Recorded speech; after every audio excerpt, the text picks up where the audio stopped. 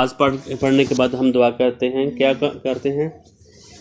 آپ نے اللہم اعنی، ہاں اللہم اللہم اعنی کہا تھا. بولو. اللہم اعنی علی ذکرک و شکرک و حسن عبادت. آپ جو اللہم اعنی، سنو، اللہم اعنی علی ذکرک و شکرک و حسن عبادتک. ٹھیک ہے نا؟ اللہم انی، اے اللہ اعنی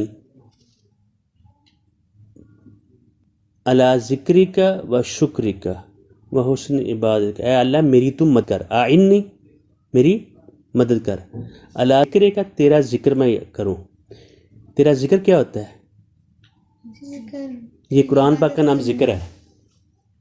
قرآن پاک کا نام، آپ تو قرآن پاک کہتے ہیں نا، مصحف بھی کہتے ہیں، قرآن بھی کہتے ہیں، رقیہ بھی کہتے ہیں، اس کے بہت سارے نام ہیں. اس کا نام ذکر ہے. قرآن پاک جب پڑھیں گے تو ترجمہ پڑھیں گے تو بار بار ذکر ہے گا. فاذکرونی اذکرکم. جب قرآن پاک کو ہم پڑھتے تو اللہ تعالیٰ کو یاد کرتے ہیں. اللہم اعنی، اے اللہ میری تو مدد کر، مجھے قوت عطا کر. اعنی مدد کرنا. علی ذکری کا تیرا میں ذکر کروں، و شکر کا اور تیری حمد بیان کرو، تیرے شکر کروں.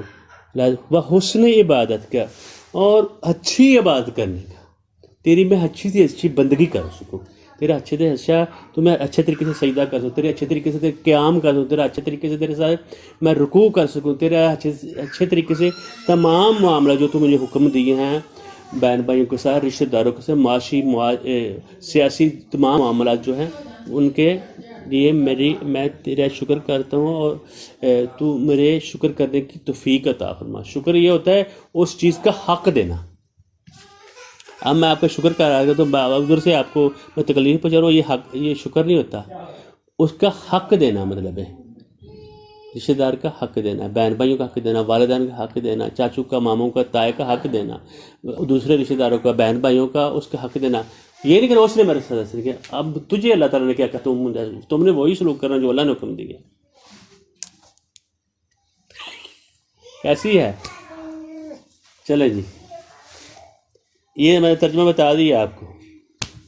تم نے اب کل تیرے سے پاری کا تو میں ترجمہ سنا. اللہم اعنی علی ذکرک و شکرک. اعنی علی ذکرک و شکرک، یہ یاد کر.